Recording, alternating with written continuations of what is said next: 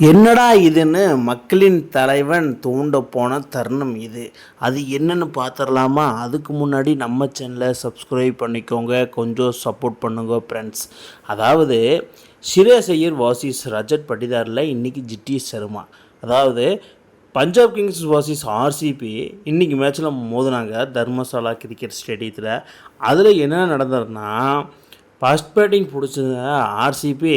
ஸ்டார்டிங்கிலே Jacob Bethel எல்லாருமே out ஆகி pavilion திரும்பிட்டு இருக்கப்போ நம்ம விராட் கோலி என்ன மாதிரி ஒரு மாசிவ் இன்னிங்ஸ். அதாவது ஒன்ஸ் விராட் கோலி ஃபார்முக்கு வந்துட்டார்னா வச்சுக்கங்களேன், அவர் மாதிரி ஒரு பிளேயரை நம்ம பார்க்கவே முடியாது. அந்த மாதிரி ஒரு பிளேயரு இன்றைக்கி செமையாக ஒரு இன்னிங்ஸ் ஆடினார்.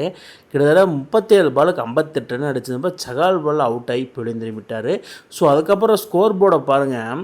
இந்த விராட் கோலி வந்து 37 பாலுக்கு 58 ரன்னும், தேவ்தத் படிக்கல் 25 பாலுக்கு 45 ரன்னும், வெங்கடேஷ் ஐயர் 40 பாலுக்கு 73 ரன்னு நாட் அவுட்டில் போயிருக்கார்.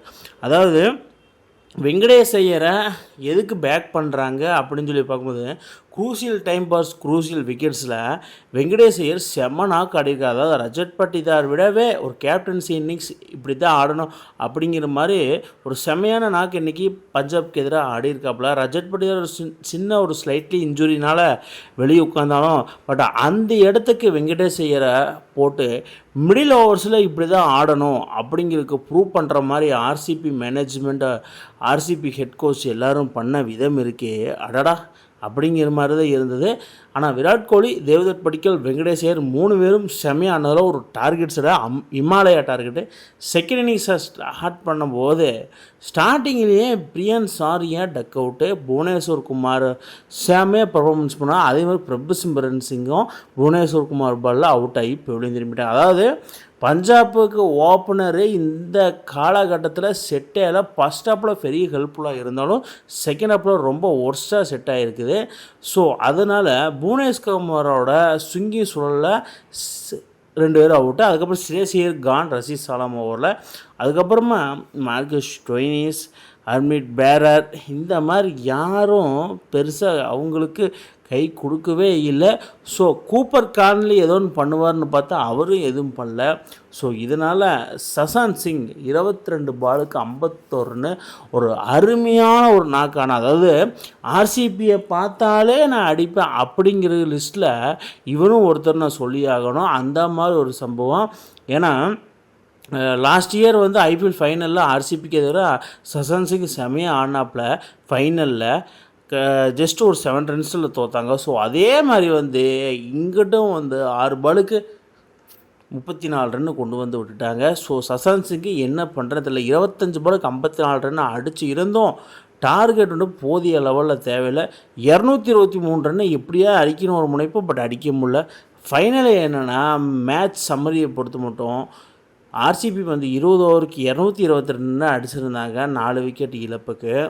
ஆனால் அதை 20 ஓவருக்கு 199 ரன் அடிச்சு 8 விக்கெட் இழப்புக்கு பஞ்சாப் கிங்ஸு தோல்வி 6வது முறையாக இந்த ஐபிஎல் சீசனில் தோக்குறாங்க. அதாவது இந்த மாதிரி பஞ்சாப் தோக்குறதெல்லாம் எப்போயாவது ஒரு டைம் தான் நடக்கும். பஞ்சாப் மட்டும் இல்லை, எந்த டீமாக இருந்தாலும் எப்போயாவது ஒரு டைம் தான் நடக்கும். அவங்களுக்கு இது நடந்திருக்குது. அது என்னென்னு பின்னாடி டீட்டெயிலாக பார்த்துடலாம். ஸோ ஃபைனலி என்னென்னா RCB win by 23 runs. So இதன் மூலிமா ஆர்சிபி இந்த மாதிரி ஒரு சம்பவம் பண்ணி தான் காமிப்பேன் அப்படிங்கிற மாதிரி பண்ணியிருக்கிறாங்க. ஸோ இந்த இடத்துல இதை சொல்லியான ஸ்ரேயஸ் ஐயர், அதாவது ஐபிஎல் 2026 ஃபஸ்ட்டு 7 மேட்சஸில் 6 மேட்ச்சு வின் பண்ணி ஒரு தரமான சம்பவம் பண்ணியிருக்கிறாப்புல. அதுலேயும் ஒரு மேட்ச்சு மழை வந்துச்சுன்னா அதையும் வின் பண்ணியிருப்பார் போல். ஸோ அந்த மாதிரி பண்ணிவிட்டு செகண்ட் ஹாப்பில் எல்லா மேட்சும் தோல்வி. அதாவது செகண்ட் ஹாஃபில் ஃபஸ்ட் மேட்ச் 7 மேட்ச்சுக்கு 6 வின்னு, 1 வந்து ரெயின் காரணத்தில் நோ ரிசல்ட்டு. ஆனால் செகண்ட் ஹாஃபில் 7 மேட்ச்சுக்கு 6 மேட்ச்சும் லாஸ், இன்னும் ஒரு மேட்ச் இருக்குது. அதனால தான் நம்ம ரிக்கி பாண்டிங் முகம் இப்படி இருக்குது. Face on face rise face attitude இருந்த இவருக்கு பட் இப்படி பார்க்க வச்சாங்க. ஒரு காலத்தில் ரிக்கி பாண்டிங் எப்படி வளர்ந்த மனுஷன் ஸ்ரேயஸ் ஐயர், நீ மக்களின் தலைவனாக இருந்தால் இந்த மனுஷனை ஏன்ப்பா இப்படி பண்ணி விட்ட அப்படிங்கிற மாதிரி ரிக்கி பாண்டிங் சோதனை மேல் சோதனை. எல்லோரும் ஹோம் ஸ்டேடியில் தோற்றா, இவங்களும் அதே லைனில் தனது ஹோம் ஸ்டைலே தோற்றுட்டு வராங்க. இதன் மூலிமா இவங்க பக்க விளைவு என்னென்னா, பஞ்சாப் கிங்ஸ் வந்து பார்த்திங்கன்னா 13 மேட்ச்சுக்கு 6 மேட்ச் வின் பண்ணி 6 லாஸ்ட்னால 13 பாயிண்டில் அதே இடத்துலங்க ஒரு ஃபஸ்ட்டு ப்ளேஸில் இருந்தாங்க. ஃபஸ்ட்டு 7 மேட்ச் எல்லா டீம் ஆடும்போது. ஸோ செகண்ட் ஹாஃபில் அப்படியே இருக்கிறாங்க. ஸோ அது மாறவே இல்லை. இன்னும் ஒரு மேட்ச் கூட அவங்களால வெற்றி பண்ணல. ஸோ ஆர்சிபி வந்து தொடர்ந்து 3 மேட்ச் வின் பண்ணலை. 13 மேட்ச்சுக்கு 9 மேட்ச் வின் பண்ணி 4 லாஸ் ஆகிட்டு 18 பாயிண்ட்டு ப்ளஸ் 1.06 ரன் ரேட்டில் ஒரு அசுத்தமான ஒரு ஃபார்முனால் ஃபஸ்ட் டைமாக குவாலிஃபை ஆகியிருக்காங்க.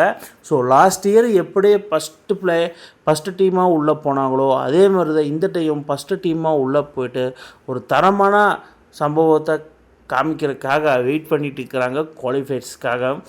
ஸோ ஆர்சிபி இந்த மாதிரி அசுத்தமான ஃபார்ம் இருப்பாங்கன்னு யாருமே எதிர்பார்க்கல. ஆனால் பஞ்சாப் கிங்ஸு இந்த மாதிரி தோப்பாங்கன்னு 6 மேட்ச்சு தோப்பாங்கன்னு யாருமே எதிர்பார்க்கல. அப்படி யாரெல்லாம் எதிர்பார்த்தீங்கன்னு கீழே கமெண்ட் பாக்ஸில் கமெண்ட் பண்ணுங்கள் மக்களே. இந்த மாதிரி இன்ட்ரெஸ்டிங் கிரிக்கெட் வீடியோவை தெரிஞ்சுக்க நம்ம சேனலை சப்ஸ்கிரைப் பண்ணுங்கள், லைக் அண்ட் கமெண்ட் பண்ணுங்கள். மேலும் மேலும் உங்களுக்கு வீடியோ வந்துகிட்டே இருக்கும்.